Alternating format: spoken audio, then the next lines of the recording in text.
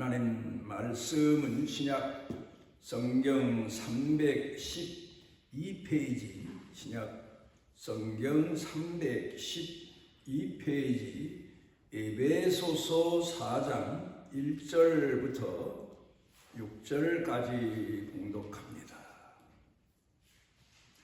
그러므로 주 안에서 갇힌 내가 너희를 권하노니 너희가 부르심을 받은 일에 합당하게 행하여 모든 겸손과 온유로 하고 오래 참음으로 사랑 가운데서 서로 용납하고 평안에 매는 줄로 성령이 하나 되게 하신 것을 힘써 지키라. 몸이 하나요 성령도 한 분이시니 이와 같이 너희가 부르심의 한 소망 안에서 부르심을 받았느니라.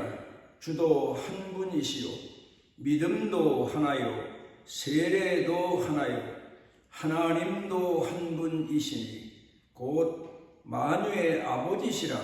만유 위에 계시고 만유를 통일하시고 만유 가운데 계시도다. 지난번에 한 번도 제가 말씀을 드렸는데 유튜브 방송을 교회 식구들 중에 듣기를 원하시는 분들이 계셔서 보내다 보니까 어떤 경우는 아마도 원치 않는 분에게도 보내지는 일이 허다한 것 같습니다.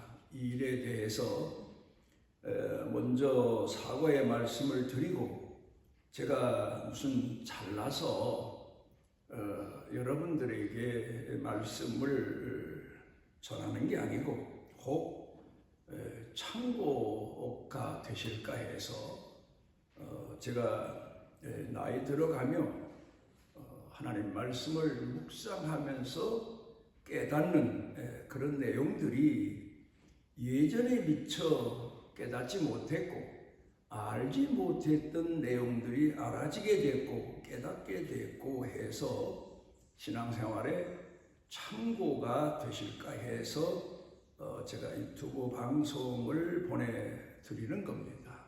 원치 않으시면 조금 번거롭긴 하시지만 지워버리시면 되고, 일주일 지나면서 아니면 얼마쯤 지나더라도 혹 하나님 말씀에 보다 더 다양한 은혜를 갈망하는 그런 마음이 있으시면 한번 열어서 보시고 도움이 되셨으면 하는 그런 마음에서 유튜브 방송을 보내드리는 겁니다. 혹 원치 않는 분들은 양해해 주시기를 바랍니다. 저는 요사이 창세기 3장 가운데 나오는 선악과에 대해서 묵상하는 시간을 많이 가집니다. 그러면서 왜 창조주 하나님께서 에덴 동산에다가 따먹으면 죽는 그런 선악과를 만들어 놓으셨기 때문에 아담과 하와가 그 선악과를 따먹음으로 인해서 타락하게 되었나, 이 점에 대해서 기독교 역사상 많은 논란을 일으키는 사람들도 많았습니다. 그런데 그 내용에 대해서 많은 사람들 중에 곡해하는 자도 많았고 오해하는 자도 많았고, 또 그 선악과에 대한 에덴 동산에 세워진 말하자면 계명을 악용하는 사람도 많았습니다. 통일교는 이 선악과 해석과 이해부터 다른 방향으로, 좋지 못한 방향으로 인간의 육신적인 육정적인 방향으로 해석을 시작하며 그들은 사람들을 미혹하기 시작을 했습니다. 이단들을 보면 꼭 성경에서 핵심적인 하나님께서 인간에게 깊은 뜻을 품고 가르치려 하시고 교훈주려 하시는 내용을 곡해해서 사람들을 미혹하는 그런 경향이 참 많았습니다. 전도관, 지금으로 말하면 신천지의 뿌리 아닙니까?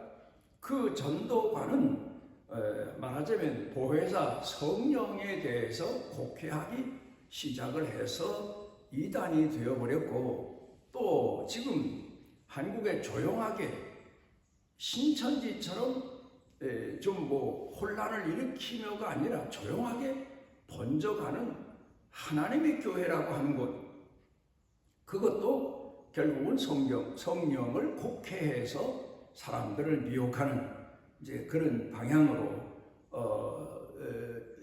오늘 존재하고, 어쩌면 신천지보다 더 큰 영향력을 가지고 있지 않나 할 정도의 세력을 확장해 가고 있습니다. 이제 성경으로 돌아가서 봅니다. 에덴 동산을 창설하신 분이 곧 하나님이십니다. 그분은 창조주 하나님이십니다. 그리고 그 에덴 동산의 지음을 받고 거기 거처한 사람은 아담이고 피조물입니다. 그러니까 우리가 이 사랑에 대해서 말할 때에 하나님은 사랑이시다, 완전하신 사랑, 온전하신 사랑의 하나님이시요 신이시다. 물론 거짓된 신이 있긴 있지만 그들은 미혹하는 자요, 도둑질하는 자요, 사람을 망하게 하는 자일 뿐입니다. 오직 사람을 사랑하시되 영원토록 사랑하시는, 그리고 그 사랑의 내용에 있어서도 편파적인 사랑이 아니라, 감정적인 인간의 사랑이 아니라, 일시적인 사랑이 아니라 영원하신 사랑의 창조주이신 하나님이 피조물 인간을 에덴 동산에 지으십니다. 그리고는 그와의 계명 하나를 설정해 놓으셨는데 그 계명이 바로 사랑입니다. 사랑이라고 하는 것을 우리가 오늘 폭넓은 가운데서 이해를 하게 됩니다마는, 십계명으로 돌아가서 보게 되면 신약 성경 가운데서도 설명하시고 계십니다. 마태복음 5장의 가운데 보게 되면 특별히 구약의 십계명의 내용을 두 가지로 가르쳐 교훈하십니다. 하나님 사랑과 이웃 사랑, 그런 내용입니다. 그건 구체적으로 사랑의 내용이 무엇인가를 가르치는 계명입니다. 그러니까 사랑에도 계명이 있습니다. 우리는 사랑하면 하나가 되는 것은 사실인데, 그건 정신적으로, 그건 영적으로, 마음으로 하나를 의미하지만 육신적으로는 둘입니다. 그러니까 사랑의 내용에 있어서 아무리 사랑하는 사람이라 하더라도 내가 있고 상대방이 있는 겁니다. 그러니까 하나님께서 선악과를 에덴 동산에 지어 놓으신 것은 창조주 하나님과 피조물인 인간과의 구별입니다. 하나님이 인간을 자신처럼 사랑하시지만 피조물은 피조물입니다. 그리고 피조물인 인간도 자기 자신처럼 하나님을 사랑하도록 그런 계명의 법칙을 선악과 법칙으로 만들어 놓으시게 된 겁니다. 우리가 살아가면서 봅니다마는 이 에덴 동산에 만들어 놓으신 선악과는 사랑의 계명으로 제가 근간에 묵상을 하고 이해를 합니다. 사랑이 뭡니까? 성경을 통해 보면 보다 더 깊은 내용이 몇 가지 있습니다. 사랑이라고 하는 큰 테두리 안에 믿음이죠. 그래서 믿음이 곧 사랑이다. 그래 주 예수를 믿어라. 그리하면 너와 네 집이 구원을 받으리라 하는 내용을 저는 전에부터 주 예수를 사랑해라. 그리하면 너와 네 집이 구원을 얻으리라. 하나님을 사랑해라. 예수님을 사랑해라. 하나님이 보내신 독생자를 구주로 영접하고 사랑하고 섬겨라. 물론 사랑에는 섬김의 사랑이 있고 높임의 사랑이 있고 뭐 여러 가지 사랑의 내용이 포용의 사랑이 있고 이해의 사랑이 있고 양육의 사랑이 있고 존경의 사랑이 있고 뭐 그런 수많은 내용이 포함되어 있겠습니다만은 그런데 곧 믿음은 사랑은 곧 믿음입니다. 그래 예수님 사역하실 때에 몇 가지 내용을 들어봐도 믿음이 곧 사랑이다 하는 내용을 우리가 이해하게 됩니다. 내 믿음이 너를 구원했다. 그 말씀은 내 하나님 사랑이 너를 구원했다 하는 말씀이기도 합니다. 백부장이 하인의 비용을 고쳐달라고 예수님께 요청했을 때에 예수님께서 그 백부장의 말과 행동을 보시고 내가 이스라엘에서 이만한 믿음을 가진 자를 만나본 일이 없다. 그 내용을 우리가 다시 말하면 내가 이스라엘 중에서 이만한 사랑을 가지고 사는 사람을 만나본 적이 없다. 얼마만한 사랑입니까? 얼마만한 믿음입니까? 자기 하인을 자기 몸처럼 사랑하는 그런 백부장이고 또 예수님 말씀 한마디만 하십시오. 그러면 예수님은 하나님의 아들님으로서 말씀으로 세상을 창조하신 것처럼 말씀만 하셔도 내 하인이 낫겠습니다. 얼마나 큰 믿음이요 얼마나 큰 사랑을 내포하고 있는지 모릅니다. 어떤 여자가 자기 딸이 흉악히 귀신 들렸는데 고쳐달라고 예수님께 간절히 부르짖습니다. 그런데 예수님께서 대답도 안 하고 가십니다. 그때 제자들이 예수님 대답도 안 하시고 모른 채 하시는데 왜 이렇게 시끄럽게 하느냐고 그 여인을 띄워놓으려고 했어요. 그러자 이 여인이 예수님께 간청하고 예수님께 나를 불쌍히 여겨달라고 간절히 또 외칩니다. 그러자 예수님께서 나는 이스라엘의 잃어버린 양을 위해서 보냄을 받았지 너희같이 사마리아 여자 이방 여자를 위해서 보냄을 받지 않았다. 시험을 해보신 겁니다. 예수님 벌써 그 여인 마음 가운데 예수님을 향한 열정과 사랑이 얼마나 큰가를 이미 아셨습니다. 예수님께 고침을 자기 딸의 병 고침을 받기 위해서 외칠 때 벌써 이미 음성을 들으시고 아셨습니다. 그렇지만 그 주변 사람들과 제자들에게 그 여인의 믿음을 확인시켜 주시기 위해서 그 여인을 시험하신 겁니다.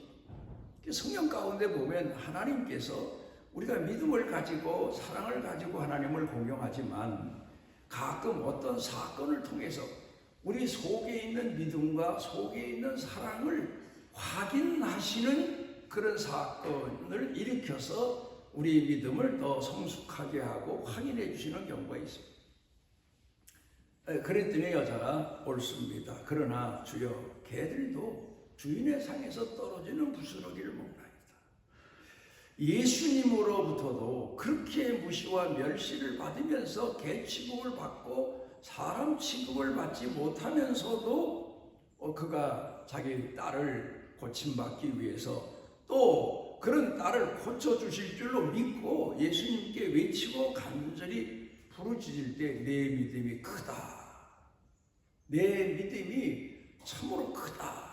그러시면서 칭찬하시고 그 여인의 딸을 치료해 주신 적이 있습니다.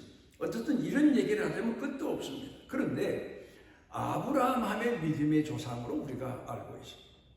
그런데 그 믿음의 조상 중에 아브라함에게서 발견하는 내용이 뭡니까? 아브라함은 순종의 믿음을 보인 사람입니다. 순종자. 그러니까 심지어 자기 고향 본토 친족 아비집을 다 버리고 내가 지시하는 땅으로 가라는 말씀에도 순종했지만 나중에는 자기가 10번 죽어서 얻을 수 없는 그런 아들 이삭을 모리아산에서 바치라고 하실 때에도 거기까지 순종합니다. 그러니까 곧 사랑의 가장 귀한 내용은 순종입니다.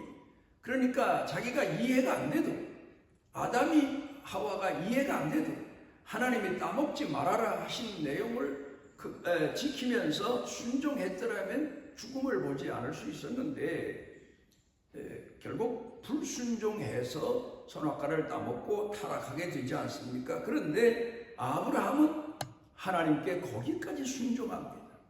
그래서 모리아산 꼭대기에서 하나님께서 그의 믿음을 칭찬하시고 그 아들을 되돌려 주시고 아들 대신 숯불에 걸린 수량을 잡아다가 제물로 바치게 하셨습니다. 그 계시는 내가 너와 내 조상과 내 후손들의 죄를 대신 책임져 주마.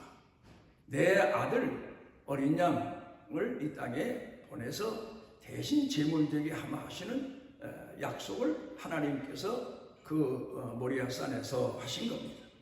그런가 하면은 예수님의 제자들 중에 특별히 우리는 제자하면 베드로를 자주 생각합니다. 실수도 많고 인간적인 생각에서 앞장서기도 하고 나서기도 하고 큰 소리도 치고 그런 대표적인 사람이지만 결국은 마지막에 믿음이 성숙해서 예수님 말씀에 순종하고 순교의 제물까지 되는 그런 사람이지만 예수님 제자 중에 제일 사랑의 상징적인 사람이 하나 있습니다. 그게 누군가 하면은 바로 요한입니다. 이 요한은 예수님께서 사랑하시는 제자다 할 만큼 사랑의 사도 그렇게 말을 합니다. 그런데 보십시오. 예수님께서 십자가를 앞에 놓으시고 그 예수님 십자가 지시는 모습을 보시고 그렇게 가슴 아파하고 몸부림치고 엉거리지고 뭐 그런 어머니 마리아를 이 요한에게 제자 요한에게 내 어머니다. 내가 모시고 돌아갈 때까지 잘 모셔라. 그런 의미에서 그 제자에게 맡기신 가장 사랑이 큰 사랑, 다른 사람보다 더 먼저 성숙한 그런 사도 요한에게 어머니를 부탁하시는 걸 보면 사도 요한이 얼마나 큰 사랑의 마음을 가지고 사는 사람일까 하는 것을 우리가 생각해 보게 됩니다. 그런데 이제 다시 창세기로 돌아가서 봅니다. 3장 7절 가운데 보면은 선악과 계명을 결국 어깁니다. 따먹지 말아라 했으면 따먹지 마는 게 순종인데 따먹고 말지 않습니까? 그런데 따먹고 났더니 눈이 밝아졌다. 이 말씀의 의미를 묵상해 보면 이런 얘기입니다. 우리가 흔히 젊은 사람들이 연애해서 결혼하게 되면 부모가 뜯어 말려도 안 되고 주변 사람이 무슨 소리 해도 안 듣고 그랬을 때 그 사람들의 형편을 사랑의 눈이 멀었다 뭐 그렇게 표현합니다. 그런데 그 사랑의 눈 먼 채로 평생을 사나 하면 결혼해서 살다가 보면 차츰차츰 상대방의 허물이 보여지기 시작합니다. 뭐 눈이 멀었다 할 정도의 사랑하는 마음을 가지고 결혼하지 않더라도 결혼 초기에는 다 상대방이 좋아 보이고 사랑으로 존경할 만해 보이고 하지만 살다 보면 흠이 드러납니다. 그런데 그런 그 기간 동안에 계명을 지키면서 내가 결혼했으니까 계명을 지키자, 결혼의 약속을 지키자, 법 때문에 지켜나가는 사람도 있는가 하면은 또 한면으로는 성숙해서 그래도 내가 용서하고 이해하고 포용하고 상대방을 그러면서 결혼 생활을 지켜나가게 됩니다. 마르틴 루터가 이런 얘기를 했습니다. 음식이 떨어졌어도 그릇은 깨지 말아라. 아주 명언입니다. 이게 무슨 말인가 하면 사람이 살아가면서 사랑이 식어졌더라도 결혼의 계명만은 깨지 말아라. 예를 들어서 우리가 교회 나올 때도 초창기에 예수님 믿고 은혜 받고 교회 오른을 때리는 모든 매사가 다 은혜 아닌 게 없는데, 얼마 동안 지나면서 그 예수님을 향한 사랑이 식어지고 교회를 향한 사랑이 식어져서 교회에 가고 싶은 마음이 식어내리는 경우, 그래도 우리는 이 세상에 사는 동안에 교인이니까, 성도니까, 하나님 믿기로 약속했으니까 주의 전에 오르내리면 하나님이 다시 은혜로 채워주시는 날도 있게 되고, 결국 하나님 사랑하는 마음으로 모든 시련과 삶의 어려움을 극복해 나가게 되는 것처럼 이제 사랑이 성숙해 가는 거죠. 그러니까 초창기는 감정적인 사랑으로 결혼을 시작하지만 살면서 상대방을 사랑하는데 이해하며 사랑하고, 용서하며 사랑하고, 포용하며 사랑하고, 심지어는 마지막에는 그 상대방이 저지른 죄까지 내가 책임을 지고 사랑하고, 끝까지 사랑하고, 그러면서 하나님의 사랑을 배워가고 닮아가는 겁니다. 자식농사라는 말도 있고, 성경에는 우리 신앙생활을 농사로 비유하신 말씀도 있지 않습니까? 그러니까 우리가 모태 지음 받았을 때에는 사랑의 씨앗, 생명의 씨앗이 던져져서 거기서부터 시작이 되지만, 태어나서 나만 사랑하던 내 중심으로 사랑하며 성장 과정을 거치며 어머니를 사랑하게 되고, 아버지를 사랑하고, 가족을 사랑하고, 형제를 사랑하고, 그러면서 사랑의 성숙한 사람으로 성장해 가는 겁니다. 그래, 옛날에 어른들은 자식 농사 뭐 그런 얘기를 합니다만은 참 우리가 땅에다가 씨앗을 심으면 여린 씨앗이 나서 그거가 비바람, 뭐 가뭄, 뭐 이런 걸 극복하면서 뿌리도 내리고 점점 성장해 가서 나중에 또 다시 열매를 거두게 되는 것처럼, 인간의 사랑도 처음에는 아주 유치하고 어린아이 수준의 사랑, 유치한 사랑, 그러나 차츰 자라면서 부모도 알고, 형제도 알고, 이웃도 알고, 성숙한 사랑의 사람으로 성장하는 겁니다.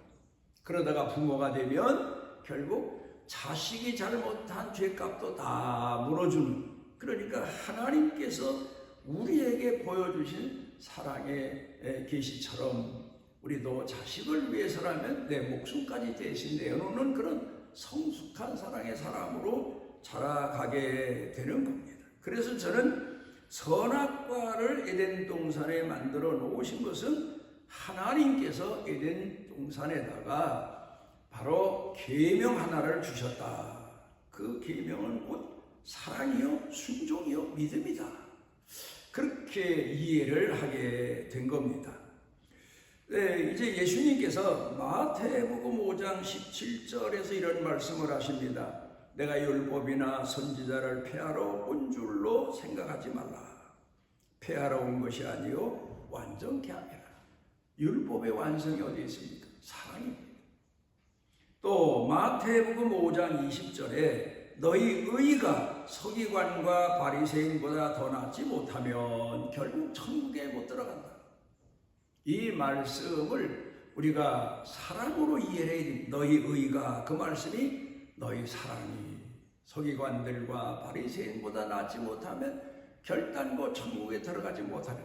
서기관과 바리새인들은 하나님을 공경한다고 하지만 사랑하는 마음, 공경하는 마음에서 하나님을 공경하는 게 아니라 사랑이 다 식어내리고 껍데기 사랑, 외식적인 사랑, 그 사랑만 남은 겁니다. 형식적인 사랑. 그래서 예수님이 말씀하신 것은 너희 의가, 너희 믿음이, 너희 사랑이 서기관과 바리새인보다 나아야 된다. 그런 뜻의 말씀을 해 주신 겁니다. 그런데 창세기 3장 22절 가운데 보면 하나님께서 아담과 하와가 선악과를 따먹고 범죄하자 이제 하나님께서 탄식하시면서 이런 말씀을 하십니다. 우리 중 선악을 아는 일에 우리 중 하나같이 되었으니, 무슨 말입니까? 선악을 아는 일에, 다시 말씀드리면 하나님은 우리를 약점도 아시고 또 허물도 아시고 유치함도 아시고 어리석음도 아시지만 하나님은 우리를 다 포용하고 다 용서하고 다 기다려주시고 그러며 살아가십니다. 그렇지 않습니까? 우리가 초보적인 신앙을 가졌을 때에 얼마나 우리 신앙이 유치하고 어린아이 같습니까? 어린아이가 어렸을 때 별소리를 다 해도 부모가 볼 때는 유치하게 짝이 없고 사랑 안에서 다 이해하고 반갑고 사랑스러운 것뿐이지, 그 아이의 허물과 약점을 들춰내고 비난하다 보면 자식 키울 사람 누가 있습니까? 그런데 하나님은 우리 인간의 약함도 아시고 어리석음도 아시고 비천함도 아시고 타락함도 아시지만 다 이해하고 포용하고 용서하시고 심지어 우리를 사랑하시되 우리 죄값까지 다 물어주실 만큼 사랑하십니다. 그러나 인간은, 아담과 하와는 보십시오, 선악과를 따먹기 전에는 내 뼈 중에 뼈요 살 중에 살이라고 그런 기가 막힌 사랑의 고백을 하던 사람이 나중에 하나님이 오셔서 문책하니까 하나님이 주신 저 여자가, 또 여자는 하나님이 지으신 뱀이, 그러면서 상대방을 원망하는 그런 이제 고백을 하고 있는 걸 보게 됩니다. 그러니까 인간은 남의 허물, 사랑이 성숙하면 부모된 사람은 자식의 허물을 다 덮어요. 다시 책임져요.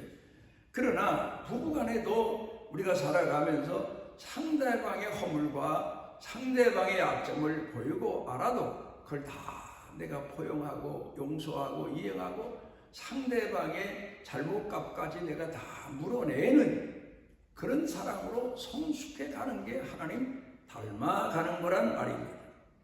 더글러스 스티어라고 하는 분이 하나 되어라 하는 책을 썼는데, 거기에서 인간과 하나 되기 위한 그 나름대로의 연구하고 또 생각해서 발표하여 써낸 책인데, 첫 번째 내용이 용납하랍니다. 용서하라.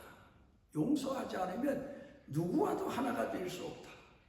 용서의 내용은 이해해야 되고 불쌍히 여기고 긍휼히 여기고 그러면서 그 죄를 미워하지 않고 불쌍히 여기는 마음으로 바꾸는 그런 용납의 단계.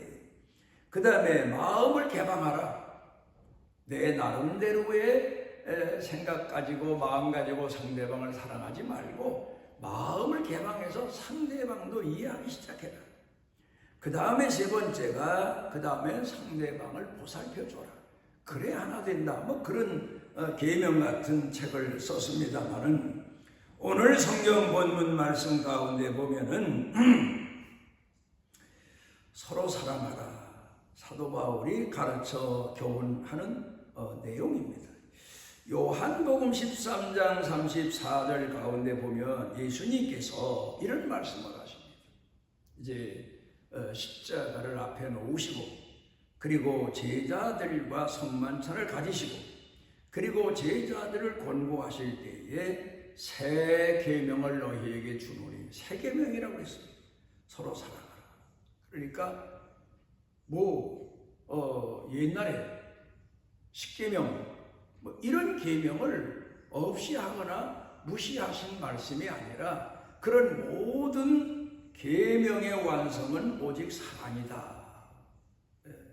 사랑 안에 상대방을 알고 상대방과 나와를 분별할 줄 알고 구별할 줄 알고, 그리고 상대방을 그럼에도 불구하고 나처럼 사랑할 줄 알고, 이제 그런 사랑의 계명을 주신 겁니다. 누가복음 7장 47절 가운데 보면 동네에서 죄인이라고 손가락질 받던 여자가 예수님이 그 동네 바리새인 집에 초청을 받아오니까 아마 그 소식을 듣고는 자기가 가지고 있던 전 재산이나 다를 바 없는 향유를 가지고 와서 예수님 발에 붓고 예수님을 머리털로 예수님 발을 씻기고 그게 그 당시에는 최고의 존경의 표시입니다. 그럴 때 바리새인이 비난하지 않습니까? 저 여자가 죄인인 여자인데 의로운 여자 같으면, 정숙한 여자 같으면 몰라도 죄인인 여자가 예수님에게 가까이 와서 발에다 향유 붓고 머리털로 씻는데도 예수님이 가만히 있는 거 보니까 저 여자가 누군지 모르나 보다 해서 그랬는지 뭐라고 투덜대니까 예수님께서 너는 내가 내 집에 올 때 나를 초청했으면서도 발 씻을 물도 주지 않았지만 이 여자는 내가 들어올 때 내 발에 향유를 붓고 입 맞추고 머리털로 씻었다. 저의 많은 죄가 사해졌다. 왜요? 저의 사랑함이 많기 때문이다. 그렇게 말씀하셨습니다. 그러니까 예수님은 그 여인이 지금까지 사람들에게 손가락질 받을 만큼 품행이 온전치 못하게 살았지만, 그러나 회개하는 마음, 돌이키는 마음이 크기 때문에 나도 내 죄를 사한다 하시는 뜻에서 저 여인의 많은 죄가 사해졌느니라. 그러니까 사랑이 큰 사람이 곧 믿음이 큰 사람이다. 그걸 볼 수 있겠습니다. 우리가 오늘도 하나님을 공경하는 신앙에 있어서 우리 속에 얼마만큼 큰 사랑을 가지고 하나님을 공경하고 내 가족을 사랑하고 내 이웃을 하나님처럼 사랑할 수 있나를, 그 사랑의 계명을 가지고 나를 재어보고 달아보고 나 자신을 확인해 보면서 하나님 앞에 겸손한 마음으로 사랑의 헌신자로 살아가는 축복을 누리시기 바랍니다. 우리를 오늘도 사랑해 주셔서 주의 전에 모아주신 은혜를 감사합니다. 우리 평생의, 우리 인생의 과정이 예수님 사랑을 담고 하나님 사랑을 닮아 성숙해 가는 과정인데, 하나님 아직도 유치한 어린아이 같고 아직도 세속적인 마음으로 하나님 사랑을 고백하는 유치한 때도 많습니다. 회개하는 것은 우리로 하여금 예수님께서 우리 가슴 속에 있는 예수님 닮은 사랑을 칭찬해 주시고 기뻐하실 만큼 사랑의 헌신자로, 순종자로, 충성자로 살아가는 복을 더하여 주옵소서. 예수님 이름으로 기도드리옵나이다.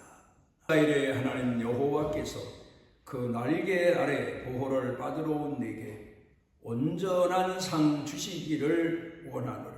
죄로 인하여, 타락으로 인하여, 불순종으로 인하여 하나님 앞에 영원히 버림받아야 마땅할 죄인들을 그 죄값을 대신 책임져 주시기 위하여 육신의 몸을 입으시고 이 땅에 오셔서 제물 되셨고, 우리를 다시 하나님의 자녀로 살아갈 수 있도록 이끌어 주신 우리의 선한 목자이신 우리 주 예수 그리스도의 무한하신 은혜와 영원토록 우리를 사랑하시되 우리를 심판하지 아니하시고 독생자까지 내어주시며 품에 품으신 아버지 하나님의 만극하신 사랑과 우리 속에 내재하셔서 깨워주시고 일으켜주시고 사랑을 회복하게 하시고 하나님 말씀에 순종자로 살아가도록 이끌어주시는 성령님의 능력의 은총이 사랑하는 자녀들 머리 위에, 생각 속에, 마음 속에, 영육간에 사는 생활, 가족, 일터, 경영, 온 교회 중에 넘치고 넘치도록 함께 하시기를 축원하옵나이다.